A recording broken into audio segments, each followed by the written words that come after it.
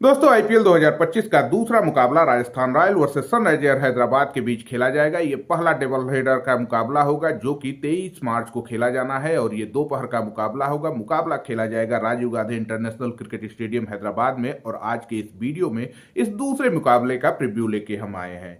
यहाँ पर हम देखेंगे दोनों ही टीमें कौन सी प्लेइंग 11 के साथ जाएंगी, साथ ही दोनों टीमों का स्ट्रेंथ क्या है, वीकनेस क्या है, कहां पर ये टीमें ज्यादा दावेदार दिख रही हैं और कहां पर इनकी कमजोरी दिख रही है। सब कुछ डिटेल में जानेंगे। एक इंटरेस्टिंग वीडियो है, अंत तक बने रहिएगा। इससे पहले हम पहले मैच का भी प्रीव्यू पहले ही चैनल पे अपलोड कर रखे हैं, जिसका ढेर सारा प्यार आप लोगों द्वारा मिल रहा है। अब तक आप नहीं देखा तो देख लीजिएगा। साथ ही दोस्तों आपको ये भी बताते चले, अगर आप फैंटेसी क्रिकेट में एक्टिव हैं, खेलते हैं, तो आप मेरे टेलीग्राम पर जा सकते हैं, जहां पर सभी मुकाबलों का ऑफिशियल पिच रिपोर्ट और फैंटेसी टीम सबके लिए बिल्कुल फ्री में हम अपने टेलीग्राम पर शेयर करते हैं। टेलीग्राम का लिंक वीडियो और चैनल के डिस्क्रिप्शन में है, या फिर सीधे क्रिकेट एक्सपर्ट बाय विवेक के नाम से भी सर्च करके जा सकते हैं। अब दोस्तों बात करें यहां पर दोनों टीमें कौन सी प्लेइंग 11 की ओर देख सकती है, तो सबसे पहले राजस्थान की टीम की ओर देखें, जो कि अपने प्रमुख बैट्समैन जोस बटलर को छोड़ के आ रही है। तो यहां पर ओपनिंग करने के लिए यशस्वी जायसवाल का साथ देने या तो उनके कैप्टन संजू सैमसन आए, या फिर यह भी संभव है नीचे से ध्रुव जुरेल को ओपनिंग की जिम्मेदारी दिया जाए। और संजू सैमसन एज यूजुअल अपने नंबर 3 के स्लॉट पर रहे हैं, लेकिन फिलहाल हम संजू सैमसन को एज ए ओपनर देख रहे हैं। इसके बाद यहां पर आगे की बल्लेबाजी में नीतीश राणा, रियान पराग, सिमरन हेटमेयर यहां पर आए हैं, इस टीम का हिस्सा बने हैं। साथ ही ध्रुव जुरेल, हसरंगा भी एक और स्पिन ऑलराउंडर जो कि श्रीलंका मूल से आते हैं, यहां पर एक उपस्थिति दर्ज कराएंगे। इसके बाद जोफ्रा आर्चर, आकाश माधोल या फिर तुषार देशपांडे, और इसके अलावा महेश तीक्षणा और संदीप शर्मा के इर्द गिर्द प्लेइंग 11 रह सकती है। दूसरी तरफ अगर हम देखें सनराइजर हैदराबाद, जो कि अपनी जानी पहचानी ओपनिंग पेयर अभिषेक शर्मा और ट्रेविस हेड के साथ आएंगे। इसके बाद नंबर 3 पे ईशान किशन, जो कि इस बार टीम का हिस्सा है, नंबर 3 की जिम्मेदारी संभाल सकते हैं। नंबर 4 पे हेनारिच क्लैसन, इसके बाद नीतीश रेड्डी, अभिनव मनोहर, राहुल चाहर, पैट कमिंस जो कि टीम के कैप्टन है, इसके अलावा हर्षल पटेल, एडम जंपा और मोहम्मद शमी के इर्द गिर्द ये प्लेइंग 11 नजर आ सकती है।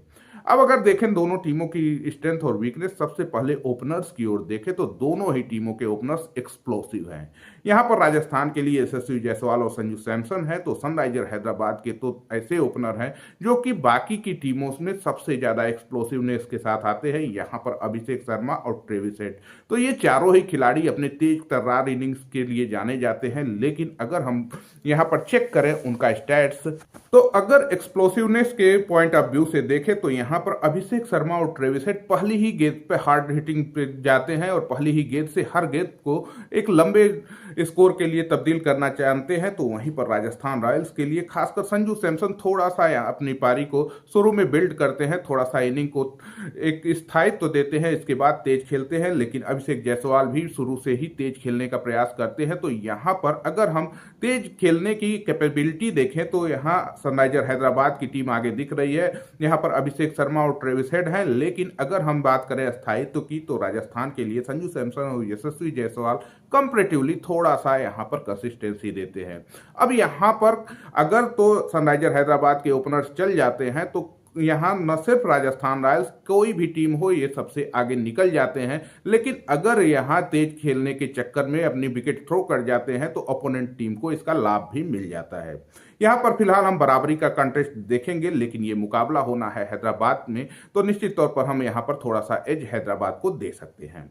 बात करें मिडिल ऑर्डर पर, तो जहां पर राजस्थान के लिए है नीतीश राणा, रियान पराग, सिमरन हेटमेयर और ध्रुव जुरेल, तो वहीं सनराइजर हैदराबाद के लिए ईशान किशन, हेनारिच क्लैसन, नीतीश रेड्डी और अभिनव मनोहर इनके मिडिल ऑर्डर के स्तंभ देखे जा रहे हैं।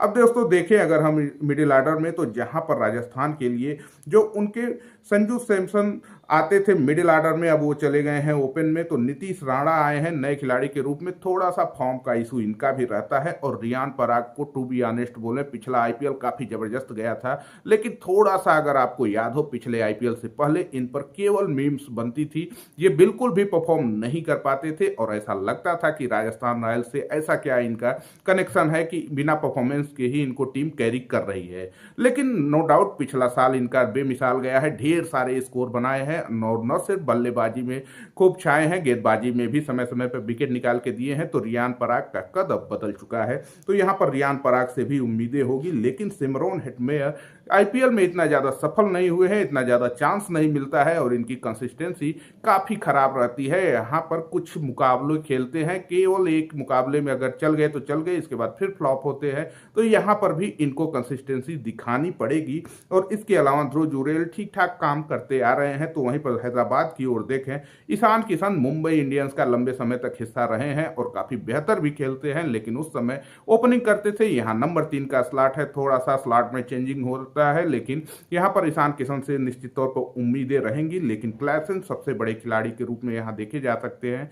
जिस प्रकार के खिलाड़ी हैं क्लासेन, चाहे इनिंग को बिल्ड करना हो चाहे फिनिश करना हो, इनसे बेहतर फिनिशर हम नहीं देखते हैं जब ये अपने फॉर्म में रहते हैं। और इसके अलावा नीतीश रेड्डी का भी कद काफ़ी बड़ा है। तो कुल मिला के यहाँ पर हम थोड़ा सा सनराइजर हैदराबाद यहाँ भी बेहतर देख रहे हैं। और इसके अलावा दोस्तों, अगर हम बात करें ऑलराउंडर के सेक्शन में, तो यहाँ पर ऑलराउंडर के रूप में यहाँ पर दोनों ही टीमों के हाथ लगभग खाली हैं। जहां पर राजस्थान के लिए एक प्योर ऑलराउंडर हसरंगा है, जो कि गेंदबाजी भी करेंगे और बल्लेबाजी भी काम भर की कर लेते हैं। लेकिन रियान पराग को ऑलराउंडर के रूप में आप देख तो सकते हैं, लेकिन सभी मुकाबलों में गेंदबाजी नहीं करते हैं। तो वहीं पर हैदराबाद में तो इस टीम में पूरी तरह से ऑलराउंडर का अभाव है। आप देख सकते हैं ऑलराउंडर के नाम पर ट्रेविस हेड की, जो कि गेंदबाजी बहुत कम करते हैं। इसके अलावा अभिषेक शर्मा कुछ मुकाबले खेलते हैं, 3-4 मैचेज में हो सकता है किसी मुकाबले में बॉलिंग कर ले, रेगुलर बॉलर ये भी नहीं है। इसके अलावा गेंदबाजी ऑलराउंडर के रूप में यहाँ पर हर्षल पटेल और पैट कमिंस ऐसे हैं जो कि गेंदबाजी का काम करते हैं, थोड़ी बहुत बल्लेबाजी इनको आती है। तो ऑलराउंडर के दृष्टिकोण से तो दोनों ही टीमों के हाथ तंग लग रहे हैं। फिलहाल हसरंगा की उपस्थिति की वजह से राजस्थान थोड़ा बेहतर ऑलराउंडर खेमे के साथ दिख रही है और यहाँ पर थोड़ा सा एज हम राजस्थान को देख सकते हैं। बाकी गेंदबाजी डिपार्टमेंट में देखें तो राजस्थान के लिए हसरंगा के साथ साथ जोफ्रा आर्चर, तीक्षणा, इसके अलावा आकाश माधवल और संदीप शर्मा है। तो वहीं सनराइजर हैदराबाद के लिए उनके जो कैप्टन पैट कमिंस के साथ साथ मोहम्मद शमी, एडम जम्पा, हर्षल पटेल और राहुल चाहर, मतलब कि दोनों ही खेमों में अच्छी खासे टैलेंट दिख रहे हैं। हालांकि एक बात यह है कि राजस्थान रॉयल्स में टैलेंट की तो कोई कमी नहीं है, चाहे संदीप शर्मा हुए, आकाश माधवल हुए और या फिर तीक्षणा, हसरंगा ऐसे गेंदबाज हैं। लेकिन जो माधवल और संदीप शर्मा टैलेंट भरपूर है, लेकिन इतना खास उनको बाकी के मुकाबलों में नहीं एक्सपीरियंस है। हालांकि आईपीएल का ठीक ठाक एक्सपीरियंस रखते हैं, लेकिन हैदराबाद की जो टीम है यहाँ पर चाहे मोहम्मद शमी हो, पैट कमिंस हो, एडम जम्पा, हर्षल पटेल, राहुल चाहर को छोड़ के ये सभी खिलाड़ी अच्छे खासे इंटरनेशनल का भी एक्सपीरियंस रखते हैं। तो यहाँ पर सनराइजर हैदराबाद बेहतर दिख रही है।